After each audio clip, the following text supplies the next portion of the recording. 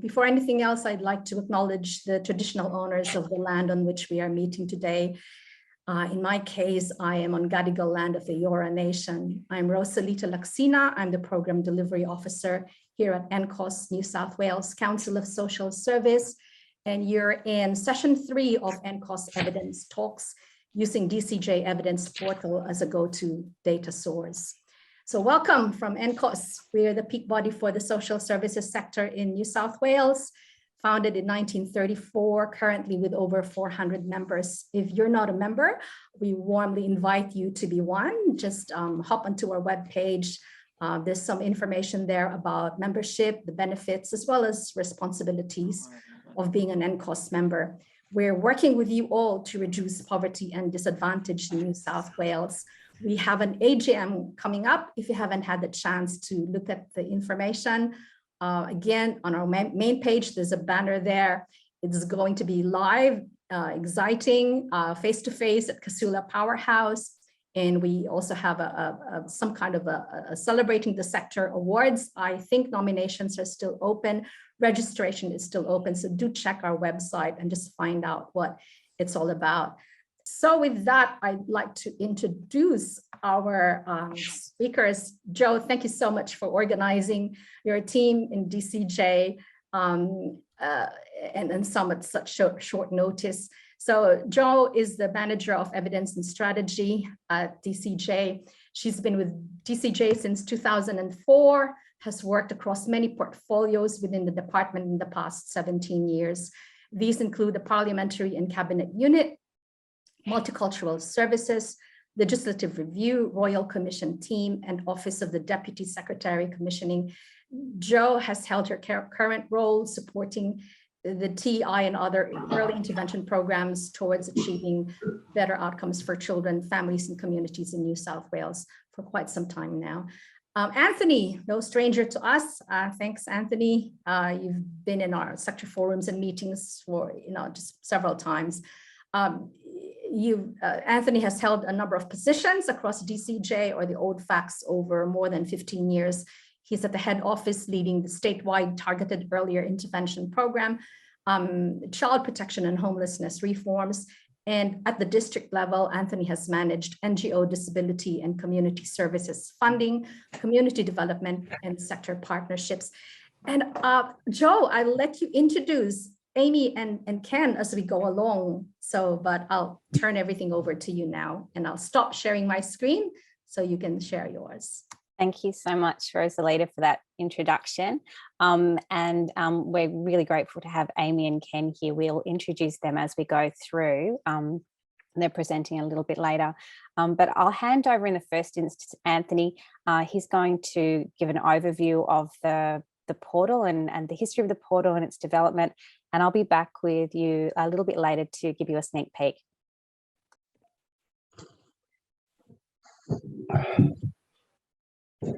Thanks, Joe, and thanks, Rosalita. Thank you all for the opportunity to talk with you today. I'm coming to you today from Wonga land and would also like to acknowledge the traditional owners of the land I am on today and pay my respects to elders past, present and future and Aboriginal colleagues with us today. As Rosalita mentioned, today I'm going to talk to you about how Communities and Justice is adopting an evidence-informed and outcomes approach to early intervention and the role of our evidence portal. I'll be joined today by our research partners, Associate Professor Amy Conley Wright from the Research Centre for Children and Families, University of Sydney, and Ken Zulumovski, Managing Director, Gamarada Universal Indigenous Resources. Amy will talk with us about how we have used the core components approach in our evidence reviews and how this has informed service redesign for our Youth Frontiers mentoring program. And Ken will talk with us about an evidence review on cultural safety for Aboriginal and Torres Strait Islander people and the importance of cultural safety in early intervention services. And then Joe Gow will talk with us about, will give us a demonstration of the evidence portal. Thank you both, Amy and Ken, for your time today and your work with us. So I think it might be easy if we probably maybe, Rosalita, take questions between each of the presentations. So I'll pause at the end of mine before we move on to Amy and see if there's any questions.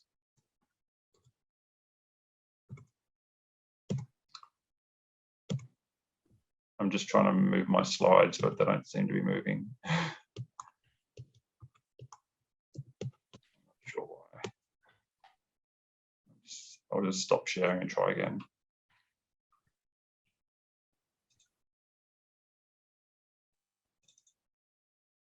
Our tech is ready for a holiday like we all are. Yeah.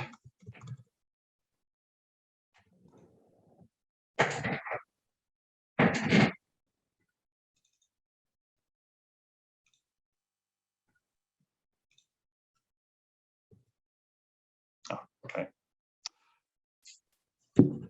Okay. So the move towards adopting an evidence-informed and outcomes-focused approach to early intervention programs was central to the reform of our targeted early intervention program.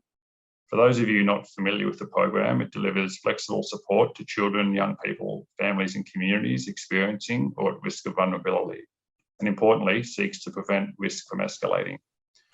With a focus on early help and support, the objective of the program is to provide targeted services at the point where they can have the most impact, early in life and early in need. The program is particularly focused on ensuring that risk factors leading to child abuse and neglect are addressed early, and that Aboriginal families and communities have access to effective, culturally safe supports. Services are delivered under two broad streams: community strengthening and wellbeing and safety. The program invests $160 million annually into communities across New South Wales, delivered through 500 service providers.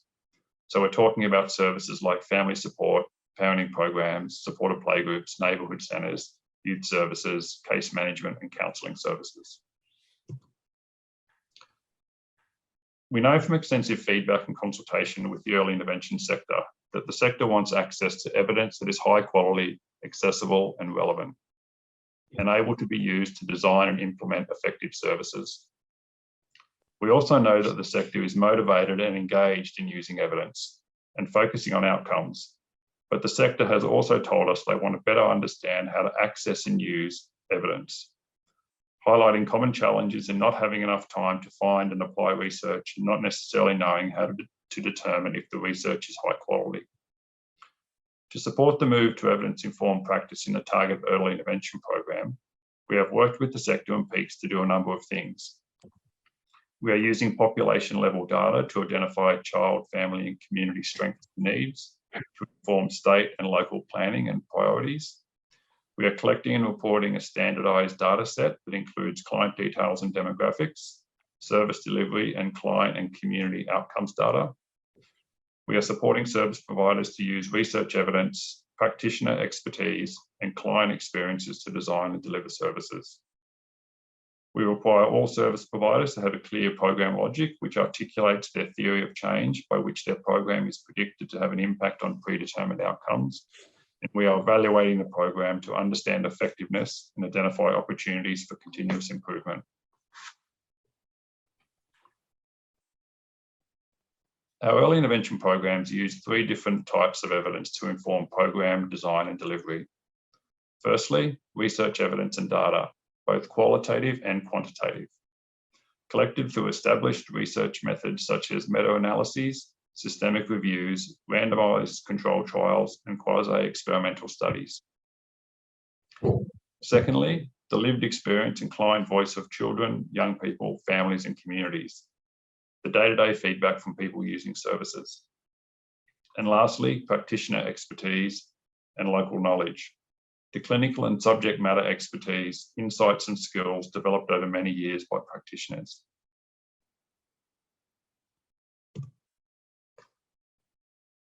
In our move towards an evidence-informed approach to early intervention, we view the evidence portal as a critical asset in addressing challenges faced by the sector and engaging with high-quality evidence that is accessible and relevant. The portal will enable service providers to quickly find and access evidence that is easy to understand and apply to their service context, and support evidence-informed decision-making, particularly in time-poor environments where the primary focus is on frontline service delivery.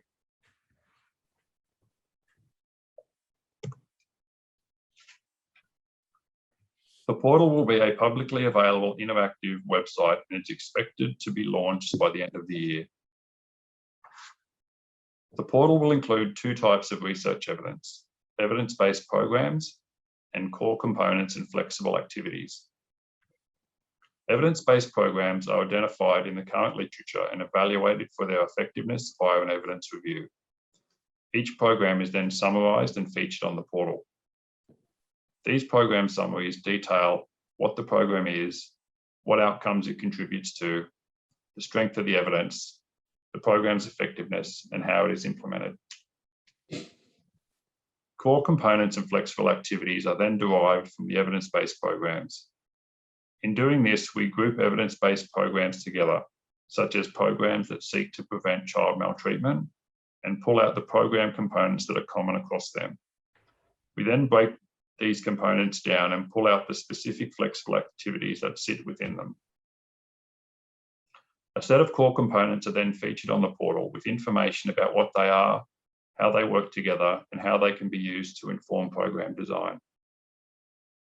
Each flexible activity is also described in detail with information about how it can be implemented, what should be considered when working with specific client groups, who the activity has been conducted with, and what programs implement it. All the information in the portal has been translated into plain English to allow everyone to access, understand, and apply the evidence. The portal will also include a collection of resources to support service providers to use evidence to design, implement, and improve programs and services. We will look to update the portal as new evidence reviews are commissioned, and every 2 years we will aim to run the same searches for evidence to identify any new published literature that can be used to update existing program summaries and information about core components and flexible activities.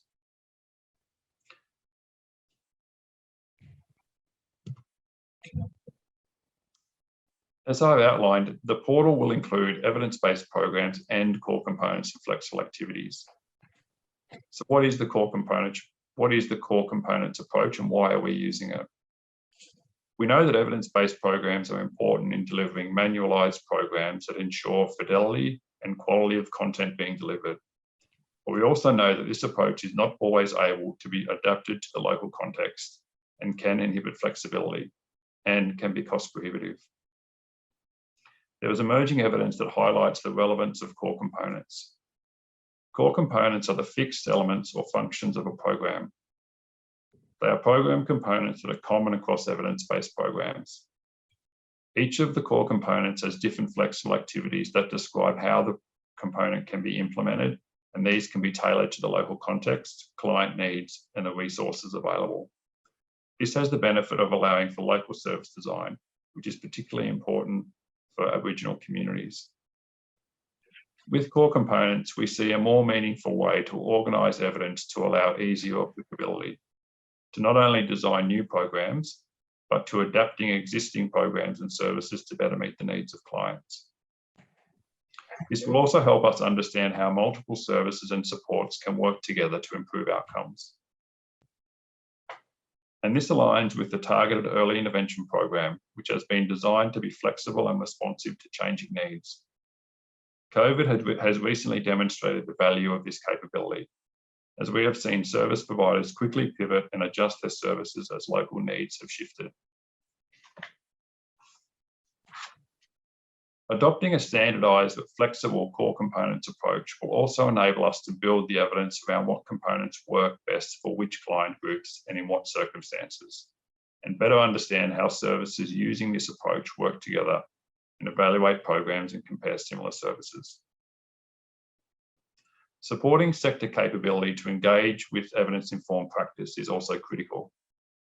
To support sector uplift, we are developing a suite of resources about using evidence in practice, which will be available on the portal. And we are planning online workshops and seminars.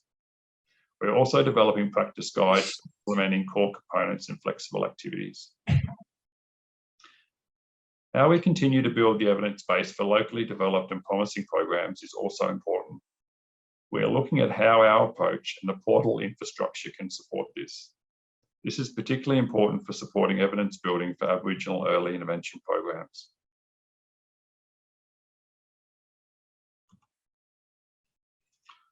In 2020, we commissioned the Centre for Evidence and Implementation to develop technical specifications to conduct evidence reviews to populate the portal.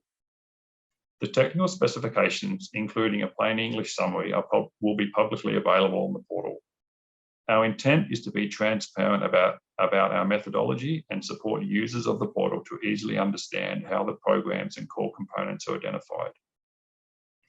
The principles that guided our development of the specifications were that they needed to be rigorous, informed by high quality standards for the assessment of evidence, programs and practice. Usable, detailing clear practices and activities that are easy to understand and implement. Replicable, with external stakeholders able to replicate any of the processes and procedures described. And transparent, with explicit guidelines for data collection and decision-making described so that any user of the portal can understand how it was populated.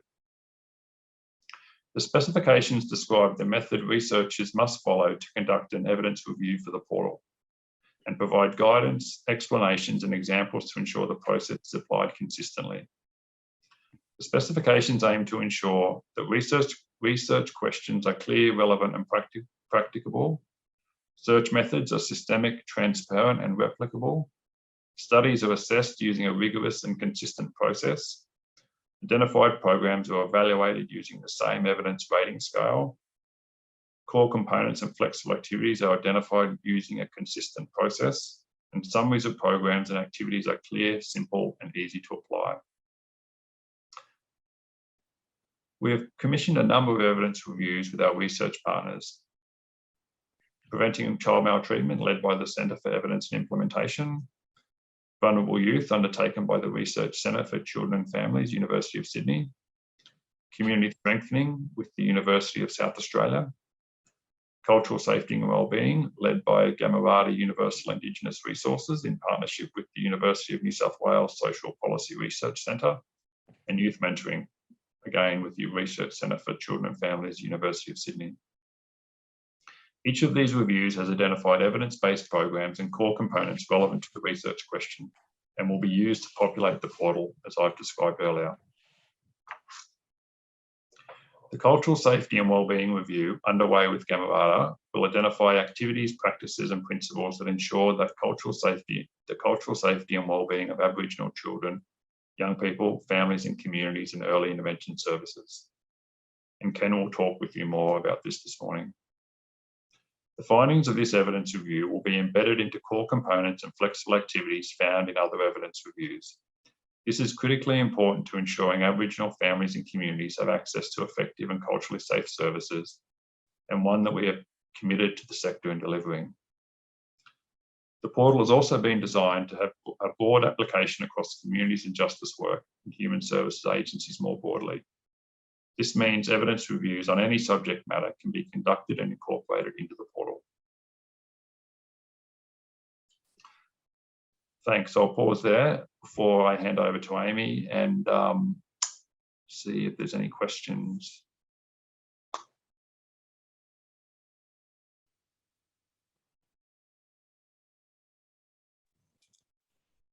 Anthony, I've got a question, if I may. Sure. Is this portal going to be accessible to people like ourselves, consultants, unlike the next one, where we weren't able to get a key to get in to work with services? Yeah, the evidence portal will be publicly available, so it'll be online, available to the public. Anybody will be able to access the portal. Great. And anybody will be able to access all the information on the portal. Fantastic. Thanks so much. Anthony, it's Margaret here from Weston. Can you just clarify to me, you said that there'll only be a scan of evidence done every 2 years, is that correct, for populating? Yeah, we've done a number of evidence reviews, those ones that are currently on the slide there, and every 2 years we'll look to update them, just to see if any new evidence has come through over that. Two things, a little bit disappointing for every 2 years. I don't think in our sector that is too far apart. All respects, but I think it's too far apart. And as service users, and coming from a research organisation, we come across lots of research. Yep. I thought part of this was that we would, as people using the research, that we could also send up potential research that we find for populating the site. It seems that it's been totally divorced away from the end user now too. in that respect of our contribution to it. And look, I think it's great, don't get me wrong, but I just feel totally left now out of the process as a service user and someone that is always looking at research.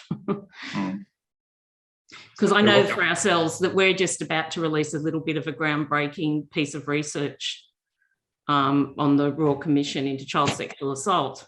And because it's not on the site now, and this is about workers working in Western Sydney through that process, that's not going to be on the site now for 2 years, and you'll only get it if you get our newsletter.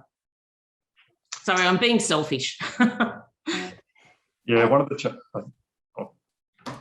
I was just going to jump in, Anthony, in relation to that. I think, sorry, Margaret, thank you so much for that feedback. It's so great for us to hear that.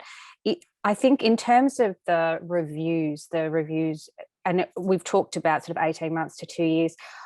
In terms of those reviews, that's about reviewing, looking for evaluated programs that we might need to bring in to the programs we're looking at, and the core components within that, and whether we need to update the core components and flexible activities.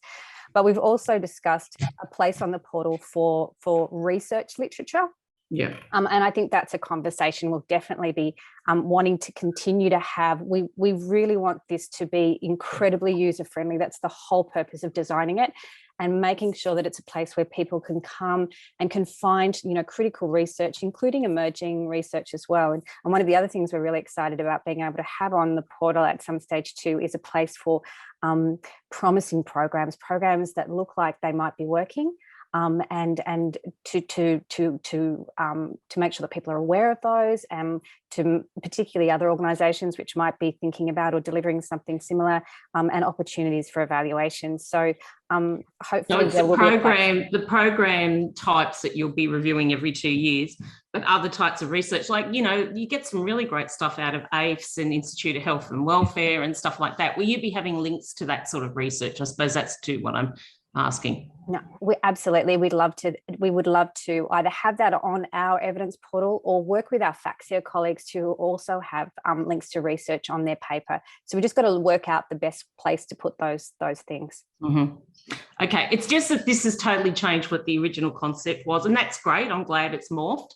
But there seemed to be a lot more buy-in from the sector in contributing research findings, or if you came across a good piece of research. It now seems rather a little bit prescriptive, but look, it's better than what we've had, and I think that's incredible.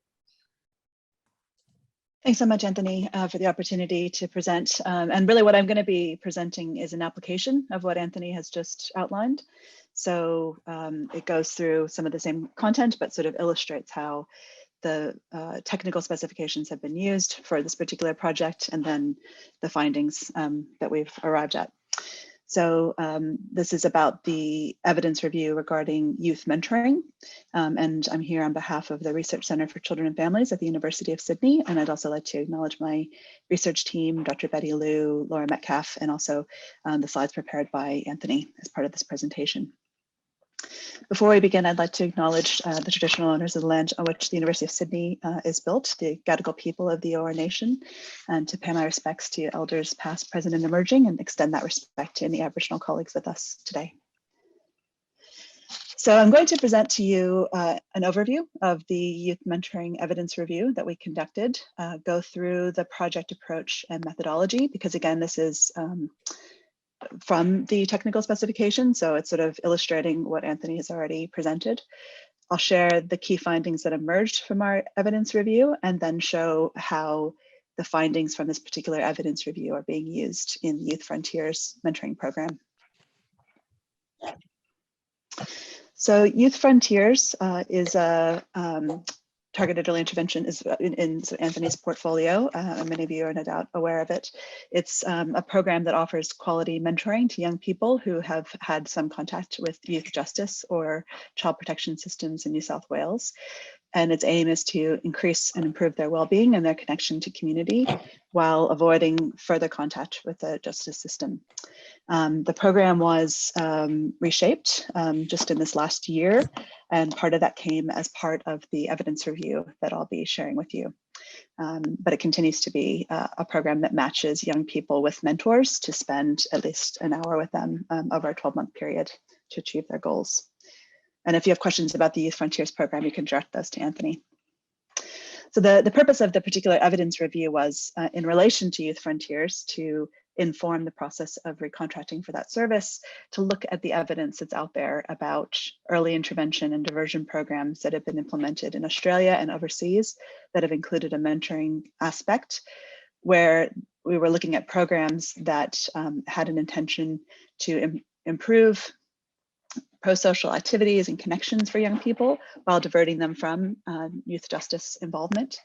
And what we were doing with this project, as Anthony said, was about looking for the core components of programs that were assessed as being high quality programs to see what was common across those programs to extract the learnings for the sector.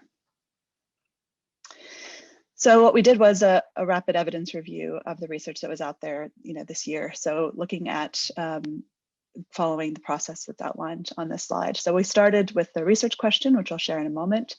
Then we moved through a search for evidence, which I'll also show you how that worked for this project by using a particular search strategy. We screened the studies that we captured through that search strategy, including for risk of bias, which was part of the technical specifications for the evidence portal.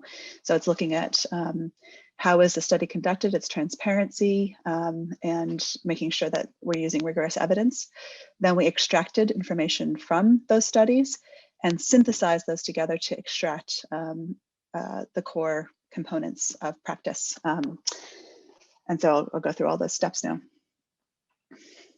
So the first part was around determining the research question, and the way that we went about that is a standard way in evidence reviews, which is to establish what are called these PICOs, which is identifying the participant and the population of focus, which in this case was around youth, ages 10 to 17 years old, who may have had some contact with youth justice. We were looking at particular interventions, mentoring programs, or interventions that had a component where there was a mentor involved. We were looking for comparison groups to be involved, but any kind of comparison group. And we were looking for these outcomes, as mentioned, around reducing the likelihood of youth justice system involvement. We were specifically looking for study designs that had rigor in terms of being randomized controlled trials, quasi-experimental designs, or being included as part of a systematic review or meta-analysis. So we arrived at the research question: what mentoring programs for young people who are at risk of contact or in contact with the juvenile justice system are effective at reducing antisocial criminal behaviors and diverting youth from juvenile justice system? So we put together a set of search terms, and we went through databases containing research. We also did some hand searching and some gray literature searching, and sifted through basically the research that was identified, and went through a series of screenings. And you can see that some of the boxes on the right indicate records that were screened out at the point of screening. And again, those are guidelines that are included in the technical specifications for producing evidence reviews for the evidence portal. So it's about looking at the quality of the study, about the risk of bias, as well as whether it really captures, whether it's focused on the research question that we're focusing on. So what we ended up with in the end for this particular evidence review was 9 studies that met the very high standard for inclusion in the evidence review. And these were studies that were either randomized control trials or quasi-experimental studies where there was a comparison group to compare the experiences of young people who received the mentoring intervention with similar young people who did not. So then we used the common elements approach, which Anthony's already explained, but basically the idea is that you're looking at different interventions. So from the 9 studies, we're looking at various interventions that met a particular threshold of achieving the outcome, or at least not being kind of detrimental, sort of having some evidence of success. And we're looking across those programs to see what are the elements in terms of practices that we see in these different programs, so that we can say that these are practice approaches that have evidence that back it up. And we can see that, I'll share the ones that we identified, but we're looking for things that we see across more than one program in these successful programs. The core elements, again, as Anthony said, are the fixed elements, and then the flexible activities are ones that can be more tailored to the focus of the target group. So we identified 5 core components from the evidence review about youth mentoring programs, and then a number of flexible activities that branched out from those core elements. And I'll go through each of these to sort of illustrate what we mean by core elements and core components. But before doing that, I just want to mention that the screening approach in terms of the evidence, you know, we're looking for the studies that were primarily quasi-experimental and experimental studies. And many of the studies were drawn from overseas, and it was really important to look at what can we draw on in terms of local evidence to understand how programs should be designed in consideration of working with Aboriginal young people.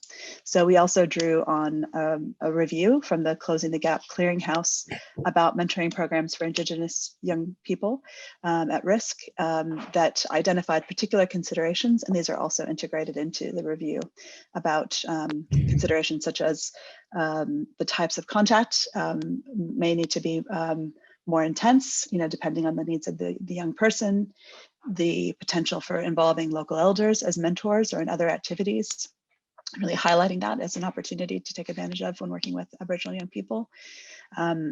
The emphasis on promoting pathways for education, and that really comes from the AIM program within Australia, which has really good evidence about ways that they have used mentoring to promote pathways for education for Aboriginal young people. And then ways of setting goals, which is, as you'll see, is one of the activities that we just discuss, and how you can do that in a yarning up, not yarning down approach, so that young people are generating their own solutions. So these are some of the guidelines that were integrated from that Closing the Gap Clearinghouse, because the studies that we were drawing on were primarily from overseas. So the 5 core elements, core components that we found, one thing that we were pleased to hear was when presenting these to people who were currently receiving funds, current contract holders for Youth Frontiers, was that it really resonated with the work that they do. So these are all things that people probably already are doing, and it's about bringing intention to the work that they're doing, to be very sort of mindful about the core element and think about the flexible activities as ways that they might enhance their work in relation to the core component. So mentor screening and matching is an essential part of a mentor program. And part of it is how you kind of create the magic of the mentor and mentee relationship, which is another element that we focus on. So how you can do that involve flexible activities. So it's important to select and screen mentors and to do some kind of a matching process. But the flexible activities give different ideas of how that's done in different types of programs. So to show that there is a range of ways that you can do those kinds of flexible activities. So mentor screening and matching is one core element. Mentor training and support is another one. So the evidence that we reviewed suggested that providing mentors with the knowledge and skills to be a mentor is essential. But the way that you can do that through flexible activities can be tailored to the groups that you're working with. So the types of practical and theoretical information you can deliver can be tailored to the group of mentors and the mentees that they'll be working with. And the way that you offer mentor supervision and reflection can also be tailored. You know, there's ways of doing that through group settings. There's ways of doing that that can incorporate Aboriginal worldviews. So various ways of doing this that are flexible, but kind of meet that goal of mentor training and support. The mentor-mentee relationship is really the crux of the intervention of mentoring, and how that relationship is developed is critical. So the core component here really focuses on how that relationship can be nurtured by the mentor, but also more broadly by the program supporting that mentor.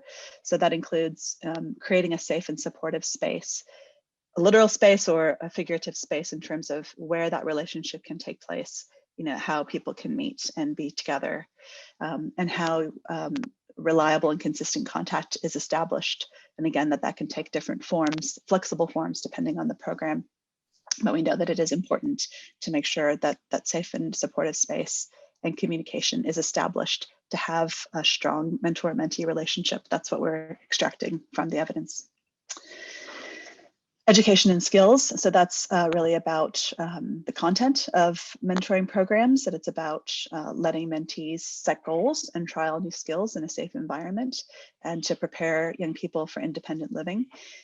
So building education and skills is the broad category here in terms of a focus for the mentor program. But the way that that can be done, again, can be flexible. So the flexible activities highlight different approaches to practical and life skill building, ways that you can work with youth to set goals and to offer coaching around those goals, and also how specialist kind of curriculum and education can be delivered as an individual or in a group setting. So again, we see that programs in Youth Frontiers, it is already an element of that program to work towards a goal, but there are different ways to go about that that can be tailored by the particular program. And finally, the last core component is around extending pro-social support networks. So beyond the relationship between the mentor and mentee, mentoring is also a great opportunity to engage young people with pro-social support networks of other peers or with community members.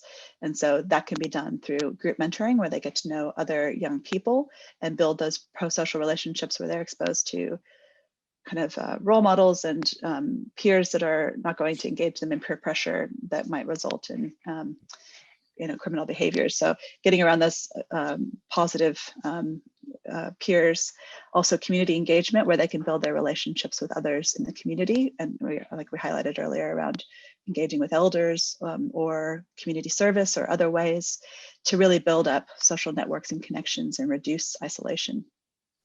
So this is also a way that young people can give back to their communities. So again, it can encourage those pro-social attitudes. It can support the development of skills to set young people up in terms of developing up life skills.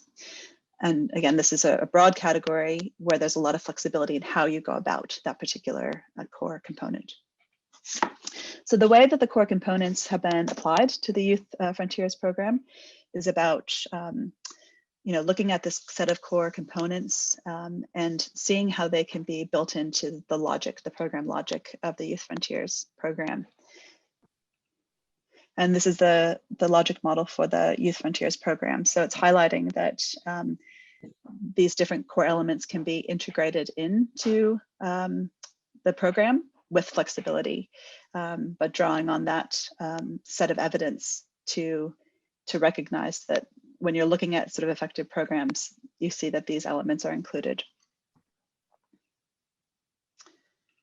And there's a little bit of elaboration on the Youth Frontiers theory of change. So that quality youth mentoring is associated with positive outcomes. So we have good research evidence about the potential for youth mentoring, but those particular outcomes are associated with engaging in those particular core components of practice. And that for Aboriginal young people, there can be the strengthening connection to culture as an element of it, which is a protective factor for positive youth, positive life pathways, and then goes through the different elements of the core components around screening and matching mentors with mentees as an important step to ensure a mentor relationship, that the person who mentor matters and how that person is supported is really critical. That establishing the mentor-mentee relationship as being reliable and consistent can build trust and respect, and then in turn empower and support the young person. The young person can be supported to develop their practical and personal life skills to build up socio-emotional well-being and skills and capabilities like confidence, resilience, and independence. That mentoring can be a strategy to build networks, and also that can be a mechanism for engaging with communities. So that's sort of a way that these activities can be built in to guide the types of activities that mentoring programs under Youth Frontiers are delivering to connect to the outcome that they're trying to achieve, which is promoting pro-social outcomes and reducing the likelihood of involvement with juvenile justice. So thank you very much. I'll stop sharing there. And happy to take questions now or later in the presentation. Thank you. Thanks, Amy. I do have a question in the chat box. Pauline, would you like to unmute yourself? Joe, are we going to do this now? Yeah, we can take questions as we go. And it's Pauline's question is around the eventual aim of TI program and whether the core components and flexibilities will need to be, I think, reflected in the services. Yeah, it's Anthony here. Look, I think the objective really is to make the core components and flexible activities that have come through the evidence reviews available on the portal for all service providers to be able to access. So if we're looking at commissioning new services or programs, then we'll be looking to use that evidence, those core components and flexible activities, to design and build that service model, like similarly to like the program logic example that Amy provided.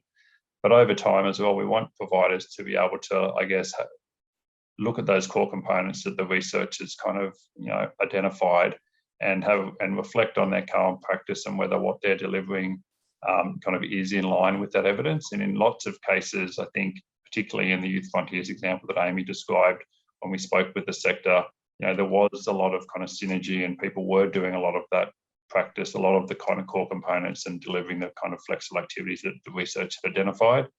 But in some instances, there may be cases where, that's not the case. And I guess in those situations, we'd be looking for providers and, together with DCJ to have a conversation around how then we could realign what's actually being delivered, to make sure that it's in line with the core components and the flexible activities, to make sure what we're delivering is actually evidence informed. I have a question, Anthony. Sure. And I think you might have answered it in the last part of your answer then. And that was what happens in the case where there might be an already existing program in community that may be existing for 10 or 20 years that has proven itself to be successful across a range of, critical success factors. And yeah, it's not sort of incorporating those flexible activities. What happens then?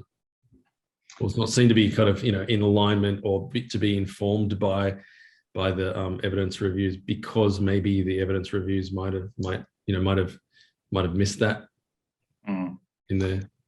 Yeah, it's a good question. I think part of the kind of ongoing engagement with the sector around this work is kind of, it's an ongoing kind of journey around looking at what this work is kind of bringing up, and then kind of having a look at kind of what practices are underway in the sector, and seeing where there is alignment and where there's not alignment. Like clearly in some cases, it might be about people not kind of, delivering evidence-informed practice. But in your example, Ken, it might very well be that simply, those services haven't had a chance really to have any kind of rigorous evaluation that's been able to bring that evidence to the fore.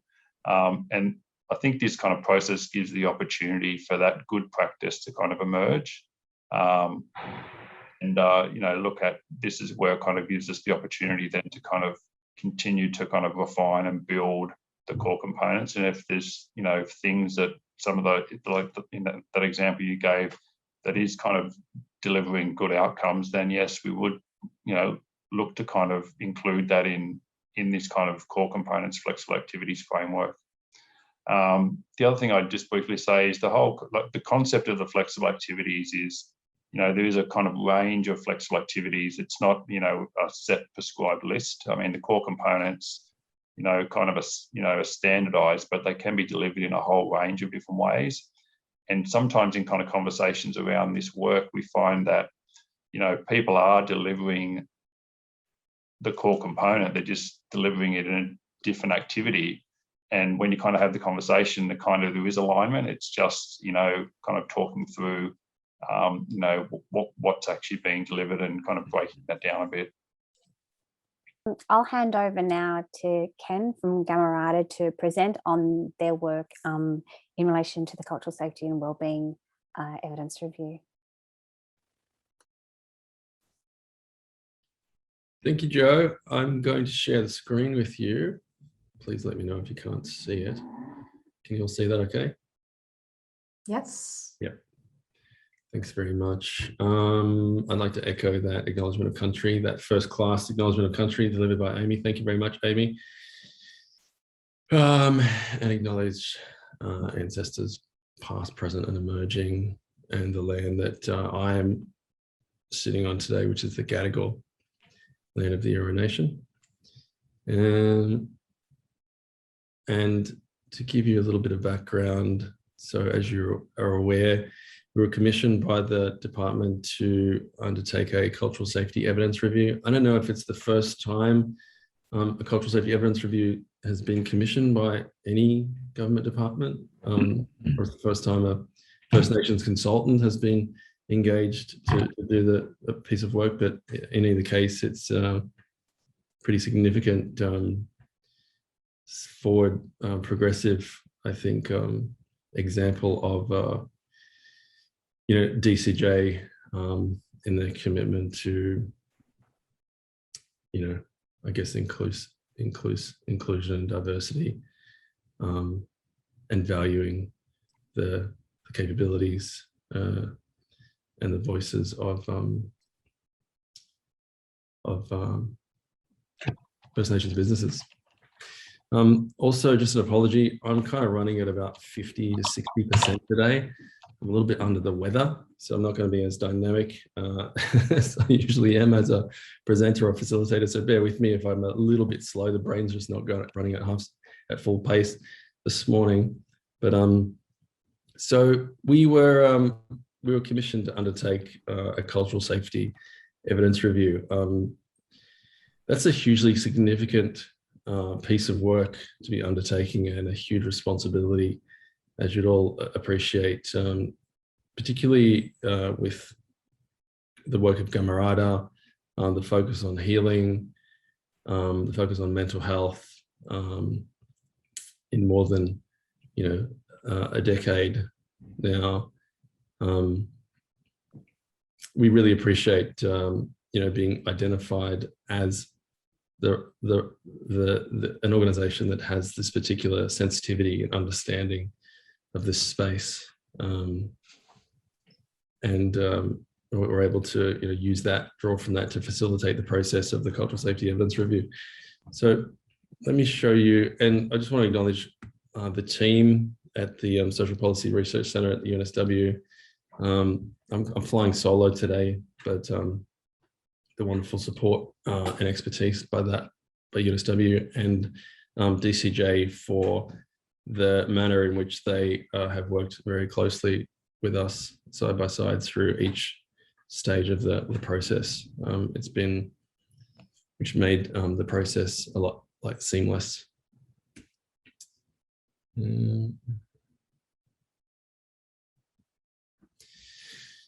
So this slideshow I've got for you today was from last week's Stakeholder Feedback forum, which was part of the cultural safety review.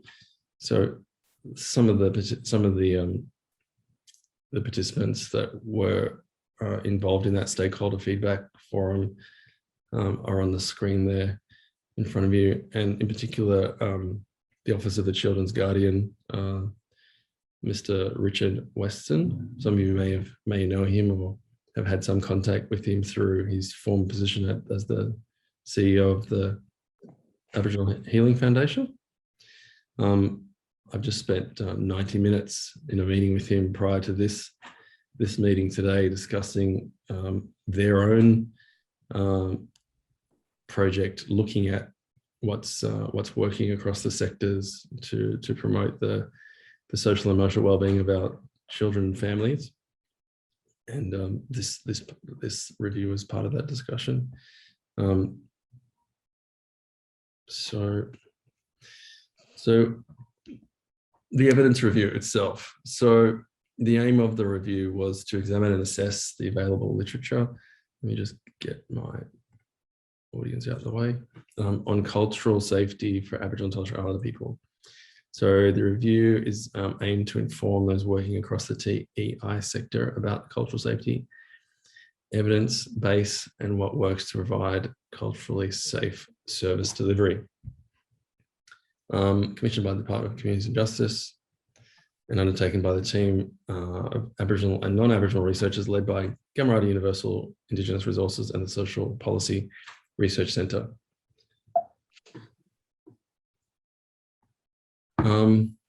So important to note the scope of the evidence review. So cultural safety within health and human services context. Just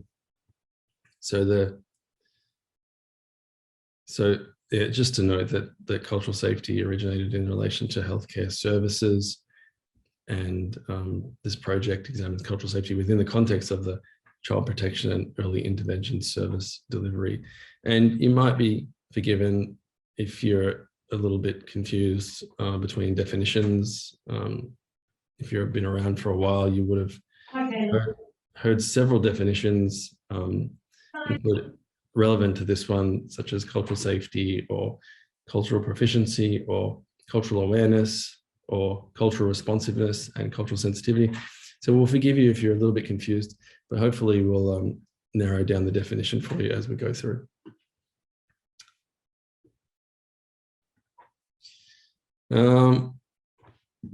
It was important to mention that this was a review and not research as such, and important for us to exercise diligence in this space and to make sure that in accordance with the Aboriginal Health and Medical Research Council, we are conducting ourselves as per protocol. And for the scope of this review, it wasn't considered research. So defining cultural safety. So you may be aware of the origin that the concept developed from the work of the Māori nurse in the 1980s in New Zealand, Rahapeti. And the original focus was on educating non-Indigenous nurses about the history of colonisation and its ongoing effects. So it was really about education and training, a little bit similar to how we might view cultural awareness. So now the concept's been re-examined by Indigenous peoples in other countries in relation to their own needs in the historical context. And now in Australia, we look at cultural safety as a process of service to assist service implementation and outcome of service delivery. So you're hearing more frequently now the term co-design of programs and the reference to culturally safe practice. There's a definition of cultural safety. There are many. This one we've chosen, and we chose that because it had a social justice context. So there's a number of related terms used in policy documents and literature: cultural awareness, cultural sensitivity, cultural competence, as I alluded to, cultural capability, cultural security. These terms have distinct meanings, often conceptualized on a continuum.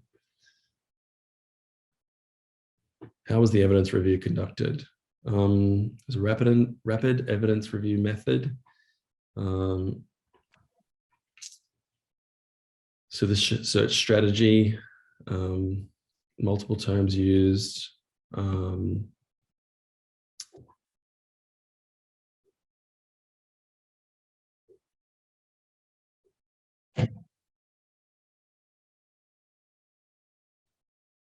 so there's a little bit of information on the evidence review method and the search strategy itself. We'll make this presentation available to the audience if you're interested in reading further. Direct engagement with key stakeholders was part of the review design, and in our review we made direct contact with 25 TEI funded services and key stakeholders by phone and video, and the outcomes of that engagement included providing a clearer understanding of the review,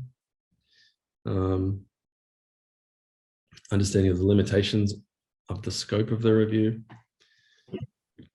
how to use the findings of the review to improve the quality of services provided, and how to use the findings of the review to improve cultural safety of services for Aboriginal staff.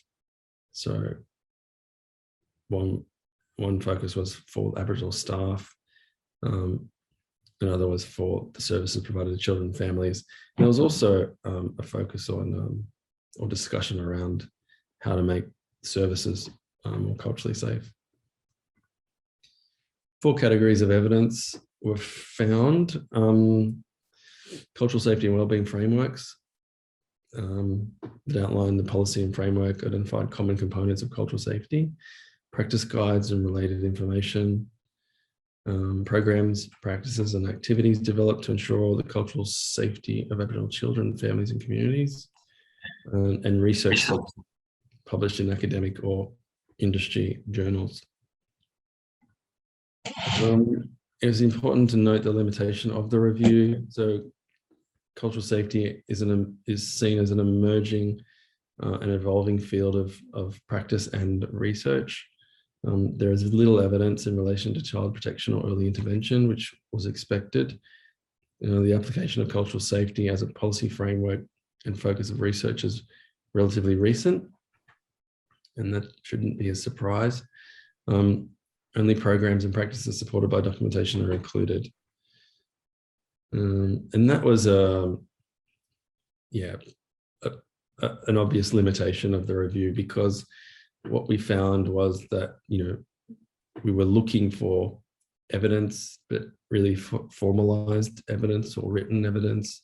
We weren't conducting, interviews or taking anecdotal accounts of where cultural safety might be implemented into services or used by staff. And so we recognize that there's a gap in the evidence there that doesn't account for, the experience of Aboriginal and non-Aboriginal practitioners, of cultural protocols, of Indigenous ways of knowing, being and doing, that kind of thing. Assessing the evidence. So program, practices and activities ensuring cultural safety. There's a large variety in documentation received from the TEI service providers. A few examples of the documents: the Aboriginal Employment Strategy, the Healing Framework, Organisational Audit Tool, the Cultural Awareness Training and Options Programs. There's a point that no program practice have been evaluated formally, and no framework to appraise practitioner wisdom, which is kind of linking to what I was talking about in the previous slide. Submitted documentation shows providers have deeply engaged with the issues of cultural safety, and there was a need for material to be shared with others in the sector.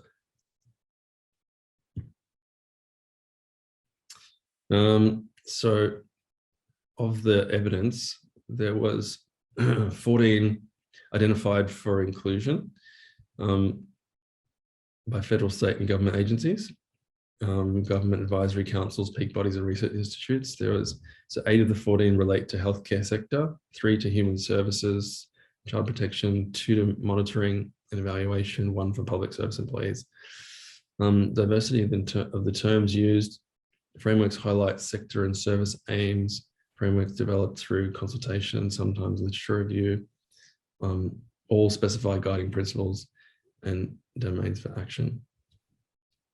So a small number of pieces of work were reviewed.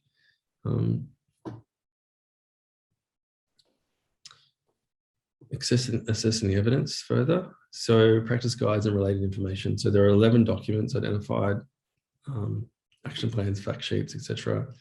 Some documents are companion documents to policy frameworks. There is a resource base supporting cultural safe service delivery within child protection is growing. Many of the key stakeholders that we spoke to mentioned that they were in the process or had discussions or meetings or in the process of developing cultural safety guides, frameworks or policies within their organization. Key agencies are developing operational guidance for healthcare community service organizations. So there's a bit of movement in the sort of higher level agency level around cultural safety. Research studies, so 13 articles identified for inclusion. A few Australian studies have been examined on the topic of cultural safety empirically. 5 articles were small scale qualitative studies focusing on perspectives of staff, 2 small scale surveys of practitioners, 2 literature reviews. Only 2 studies examined cultural safety from the perspective of the service users. So that's an interesting, piece of information that might inform the direction of further inquiry into this space. Quality of evidence assessed using the Aboriginal and Torres Strait Islander quality appraisal tool. So continuing on with assessing the evidence. So there are 14 questions that reflect the tool itself. 14 questions that reflect the values and priorities that are important to Aboriginal people in research. A lot of missing data in this space, unable to answer questions on all categories. 8 of the 13 studies were led by Aboriginal scholars, less than half government by Aboriginal people. Only 1 study indicated that community protocols had been followed. That's an interesting point, which maybe highlights a bit of a disconnect between service design and delivery and local cultural protocols or First Nations led input. 4 studies were guided by Indigenous research epistemologies. Majority of the studies reported that participants learned from each other, and more robust studies required to keep building the evidence base. So the content analysis of framework documents identified 6 core components of cultural safety. So this is the interesting or the useful, one of the useful parts of the review. Recognizing the importance of culture. Not that other parts of the review weren't useful. I think you know what I mean. Recognize the importance of culture, self-determination, workforce development, whole of organizational approach, leadership and partnership, research and monitoring and evaluation. So research, monitoring, evaluation. So those are the 6 core components of cultural safety that we found.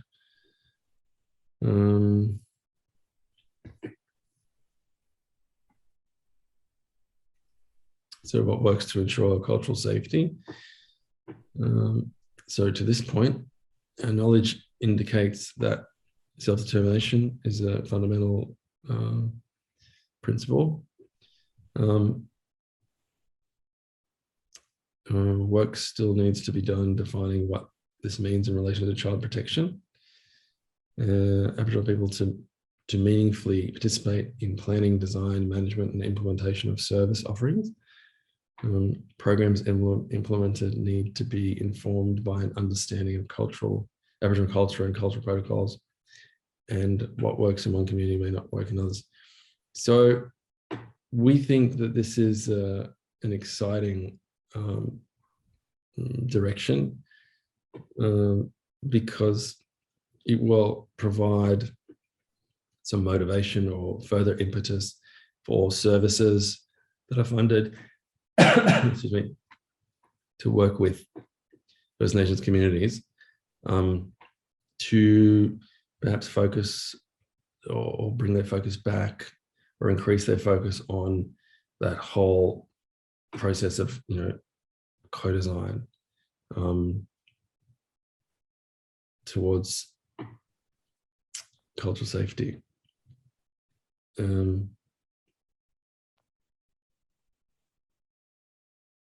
Particularly where it applies to maybe culture and cultural protocols.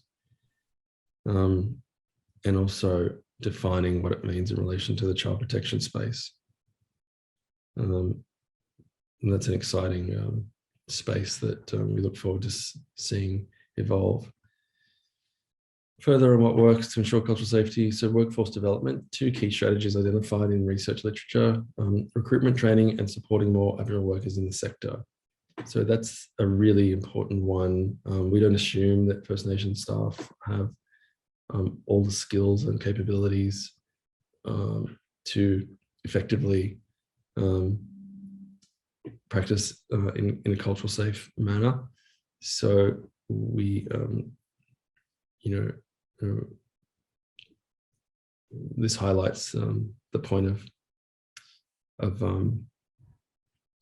staff development right across the whole recruitment and onboarding process, recruitment, onboarding and retention, and workforce development. Providing education and training to non-Aboriginal workers. So we are excited about this space as well, because it opens up potential for further development in the sector, to move perhaps from the cultural awareness space that you're all familiar with, which is often more centered around education, knowledge, to more practical skills, more practice-based, more skills and resources that are applicable in the roles, applicable to community, the hands-on part of the work.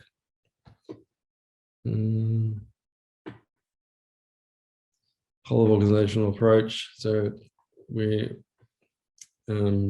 found that the review indicated that cultural safety applies to all levels of organizations, policy, location of service, management and governance systems, human resources, organizational processes such as data collection.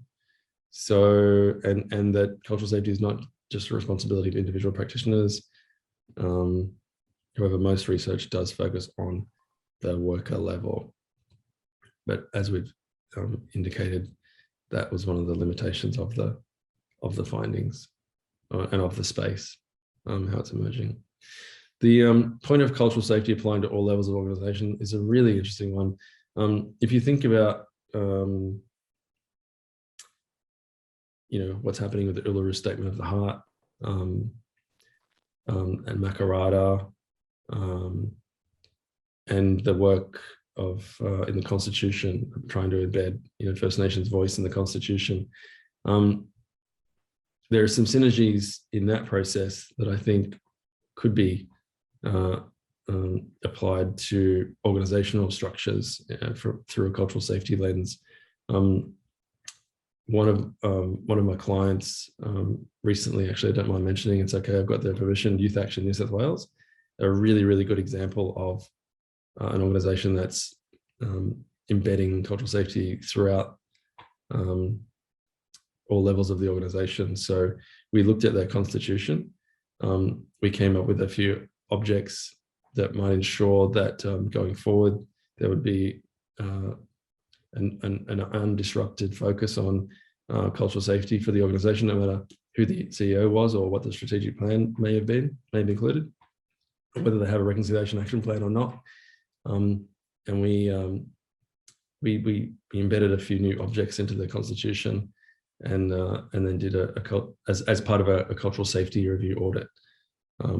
And I think that is an example of the way the sector is hopefully a really good example of the way the sector is starting to move in this space. Almost at the end. What works to ensure cultural safety? Leadership and partnership. Well, we all know that partnerships are only as good as the relationships that exist. Someone told me many, many years ago. So we're organizational leaders responsible for embedding cultural safety throughout organizations. Embedding cultural safety throughout organizations relies upon effective long-term partnership with Aboriginal communities and representatives. Yep. Partnership requires shared vision and power, And again, you know, the wonderful example of the Youth Action New South Wales, that shared vision, and sustained and meaningful engagement with local communities identified as a key strategy. So I guess the key word there is meaningful engagement with local communities as a way to promote cultural safety within services. Research monitoring evaluation. The evidence review highlights a gap between policy statements and implementation with cultural safety, still emerging as a research topic in its own right. So there's going to be a disconnect for some time between, I guess, policy and what's being delivered on the ground.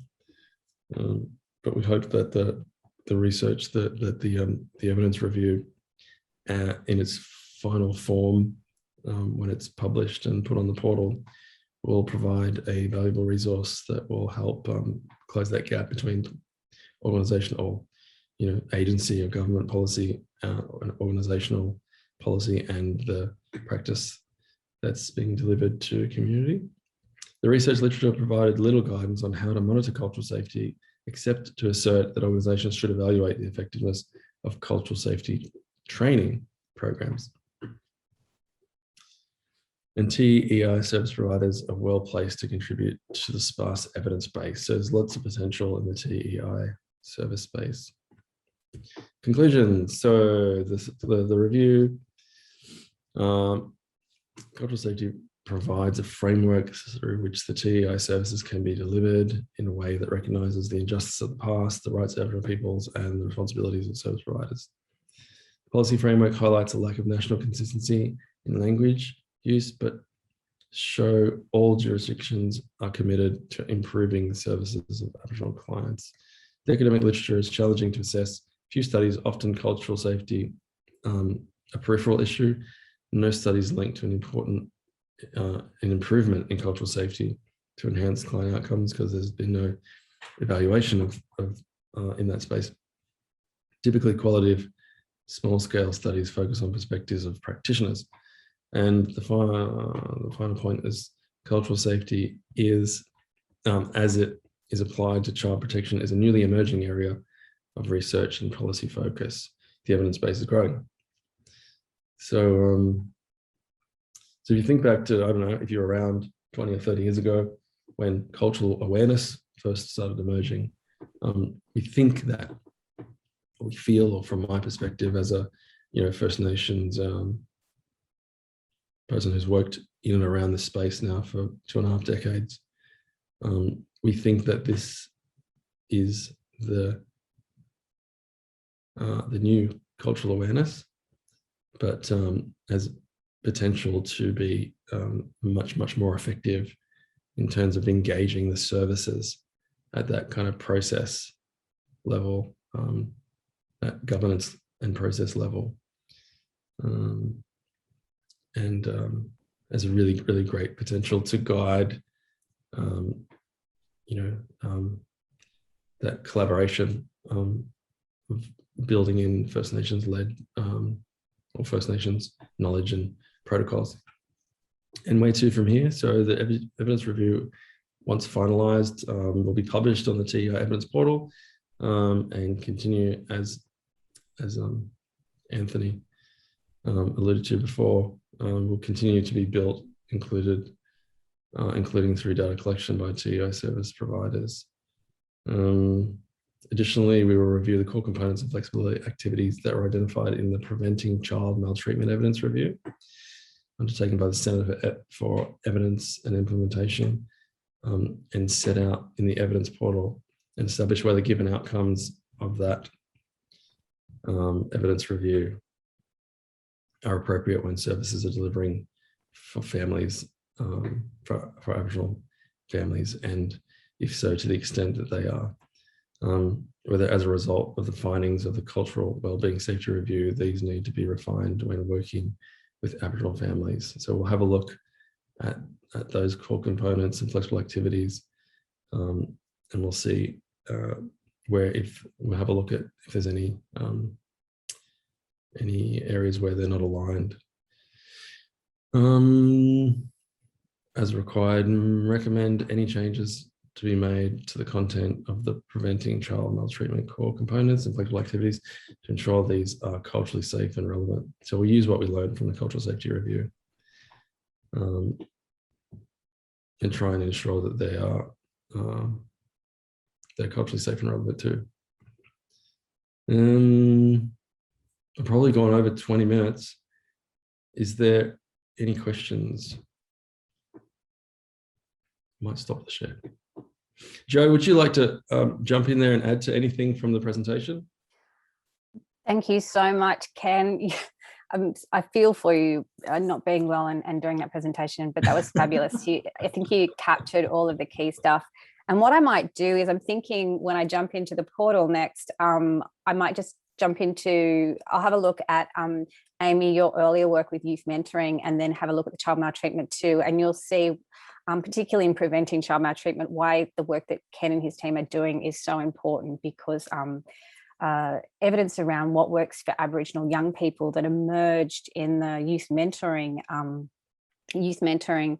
evidence review, we just didn't find that in the Preventing Child Maltreatment review, which is why it was so critical for us to make sure that we captured that to the extent that it's known for the Preventing Child Maltreatment. So we'll actually need to go back and have a look at those core components that were identified in the Preventing Child Maltreatment evidence review and bring Ken's work into that and work with Ken and his team to make sure that as much as possible we understand what those core components, whether those core components work for Aboriginal families at all, and where they do, what the flexible activities might look like as well. Because I think that's the other thing too, the evidence portal, it's about sort of knowing what we do know works also, and I'll give you a little insight into this when we go in, knowing what doesn't work as far as the research evidence is concerned, but also kind of identifying those gaps where we really need to work to build that evidence base. And I just want to thank Amy and Ken for their contributions, just fantastic. But before I begin, I'd like to acknowledge that I'm coming to you from the land of the Wangal people of the Eora Nation. I have the privilege to live and work on this land, and I pay my respects to elders past, present and emerging, and extend that to Aboriginal colleagues and friends here today. Okay, so here's the evidence portal. This is here you see us jumping for joy that we've gotten as far as we have. It's been a really long journey. I should, before I begin to, I'd really like to acknowledge the work of my colleague who's just left us for UTS, Katie Blair, who really is, this is her baby. Katie has helped design and pull this together. She is the driving force behind this. So I really acknowledge that. It's hopefully an incredible resource for the sector and for beyond our sector as well. Hopefully it's an incredible resource for everybody. And the other people I'd like to acknowledge are our digital team within DCJ. We built it in-house, and I'm really glad we did that, because they have been incredible to work with, but also it means that it can be a bit iterative, and as we go through and work with the sector and work with our funded services and hopefully other agencies, we'll be able to change it up if we need to, and make those changes reasonably quickly and easily if they're possible at the back end. So I just wanted to big shout out to the digital team who have been amazing. And obviously to Katie. So I'll do kind of a quick run through. You can see here we've got, this is the homepage. There's a section here that'll give you some background to the portal, flesh out some of the stuff that Anthony touched on, why we've developed it in the first place, what information is included in the portal, and the approach we've taken with that evidence, and why we've done that. And of course, for us, that was about responding to the diversity of the TEI sector, the extent to which just picking manualised programs off the shelf was either not really appropriate or not possible. And so taking this core components approach, and also some information there, I think I touched on it before, about building the evidence base and allowing us to use the portal as a way of bringing together programs that are really looking promising locally, and being able to share that information. You've got the resources page, so it includes just understanding the evidence in practice, what it is, what we understand evidence to be, a more sort of detailed information about how the core components work, how we identified them, and how we were thinking about them being used in practice in the design of services, and also obviously program logic information as well. So hopefully we're kind of hoping this will be a hub and include all those things that services need that we can make available to support the evidence-informed design of services locally. Back to the resources. Now, this is where we've listed our evidence reviews. So far we've got these two: preventing child maltreatment that I mentioned before, and youth mentoring. So Amy and her team were involved in the youth, they developed the youth mentoring evidence review for us and identified, there they are, these 5 evidence-informed programs. And if you're able to, for the programs that have been identified as being evidence-informed and working, you're able to go in and have a look at a little bit more detail about the program, who the target group is, the cohort, the actual outcomes, the positive outcomes.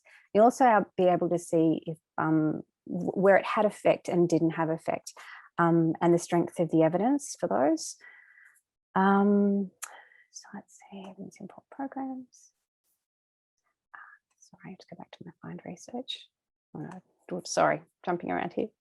And in the youth mentoring one, I think I mentioned before, Amy and her team were able to find evidence that was relevant to working with Aboriginal young people and supporting outcomes for them. The Preventing Child Maltreatment, which was undertaken by CEI for us, and it was our first one, and a way of testing the service, the tech specs that we've used to undertake all of the evidence reviews we're doing at the moment. There were these 5 core components, but as I think I mentioned before, in the evidence, so the 5 core components were derived from evidence-informed programs, the ones that were shown to actually have a positive impact on at least sort of one client outcome. But in all of these programs, and I guess probably there are quite a few there, identifying any evidence that was really shown to be important, or core components of flexible activities shown to be important in delivering for Aboriginal families, it just wasn't there in the evidence, and hence one of the drivers to engage Ken and his team in undertaking a standalone cultural safety and wellbeing evidence review, which we will upload onto the portal in its entirety, but we'll also use it to look at these core components and the flexible activities that have been identified in the Preventing Child Maltreatment evidence review, and check in and work out whether we can overlay Ken's findings and whether we can embed those, or the extent to which we can embed those in those core components and flexible activities to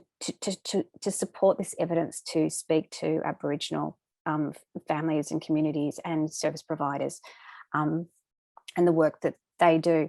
And it might be that it doesn't, and we just have to keep chipping away and working.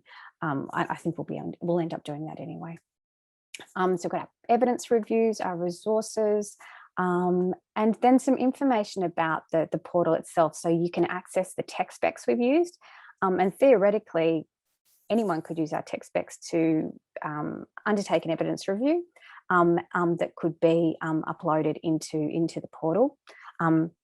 We'd obviously want to do that in consultation, but it's possible. And I think Anthony sort of outlined why those tech specs were so important, to make sure that the evidence in there is consistent and it's transparent how we've come to those conclusions. And this is just one approach. There are other approaches, but this is the approach we've taken to support our sector and hopefully lots of organisations, policymakers and program designers as well. It'll also help you understand how we've rated the evidence, and how we've commissioned the evidence reviews. So news and events, Margaret, I was thinking about what you mentioned before. So this is one place where we can post emerging sort of research. I think we still need to have a conversation about what that needs to look like, and any kind of assessment process it might need to go to. There are those conversations we need to still have, but there are places already here for that. And I think going forward, it was certainly Katie's vision and ours too, that this would be a place where you could find that sort of those emerging insights and research and understanding. So back to, oh, sorry, were there any questions so far? I've kind of just rattled on. No, not about the portal, Jo. Sorry. Okay, cool. So I guess in a way, this is kind of the key page and the most recently developed with our team. And it's the finding research page. So we have a number of filters. So you can, and the filters reflect the evidence in the portal so far. So to date, between those two evidence reviews, youth mentoring and child maltreatment, and as we do more reviews, we would imagine these would expand. These are the client groups that you can search by. You can also search in terms of Aboriginality, whether the programs have actually been designed for or by or speak to outcomes for Aboriginal young people, children and families, where the evidence has come from, the outcome domains, the client outcome domains that are reflected in the evidence reviews themselves. Oh, and I probably should mention, in terms of the list of the programs that were identified in our evidence reviews using those ratings, on the website, we have actually included the full list of evidence-informed programs that we've found. But in identifying the core components, it's only those evidence-informed programs that have had at least sort of have had a positive impact overall on clients. So, but we have included the no positive ones where there haven't been a positive outcome or there have been adverse outcomes, because I think it's really important to know those programs that don't work or aren't shown to be working. The evidence type, which is probably my favorite way to just go find the stuff. So you can go straight to the evidence reviews or straight to the core components. You can go straight to the evidence-informed programs. And for all of the evidence-informed programs that have been identified in the evidence reviews, each one of them has we've got a high-level kind of, I think I've actually mentioned this before. Yeah, so there's a high-level outline of those if you're interested in the programs themselves. Client outcomes. So, and you can also just do a keyword search. So if I put in, say, alcohol use search, all of the programs or flexible activities, etc., the core components, where alcohol is an issue, will come up, and could search by anything. It's just, sorry, chose that one because I knew I'd get a hit. Okay, so that's it. Contact us. Oh, a few more things, sorry. At the end of each page, there is was this content useful? So hopefully, I think that was in the chat, when will it be available? We're hoping it will be available certainly by the end of the year, hopefully sort of early December. And we're still in just soft launch, so we'll make it available, but we would absolutely love anyone who's engaging with it, using it. We would love any kind of feedback, either through the email. There's a contact us email, so we'll be watching that and looking for absolutely anything, and nothing is too small. But also we'll be monitoring was this content useful as well. And if you have the time, please fill that out as you're starting to use the portal, because we're able to respond to that feedback. That would be absolutely fantastic. I think that's kind of, there'll be absolutely more resources. We're so happy, so proud of it. We are really proud of this work, and really excited about the potential for this work, and see it very much as a kind of a starting point. And probably the other thing I should flag too is the evidence portal is the research evidence. But Anthony mentioned before, in his kind of the introductory part of the session, it's one type of evidence, and for us, the client voice and the lived experience of people, of consumers, of families and communities for whom the services are being designed with and for, and also the experience of practitioners and local experience too. All of those things need to be brought together, I think, in the design of our services, as you guys would be acutely aware. And so this is the research evidence, making that available and hopefully accessible.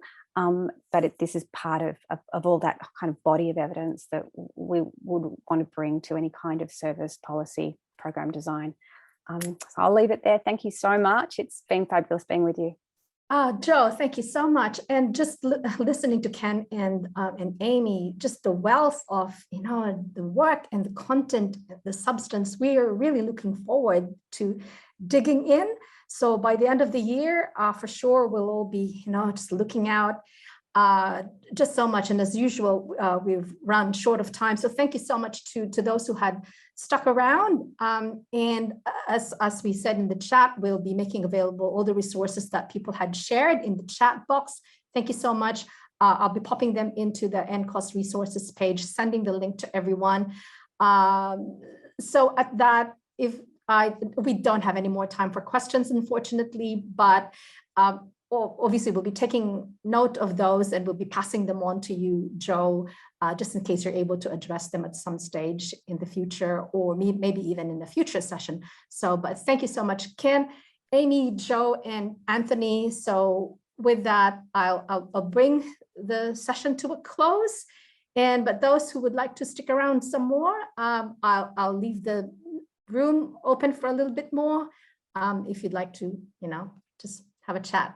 All right, but we're officially closed. So thank you so much again to everyone. And thanks for your patience and for your questions and engagement. Thanks. Okay, bye.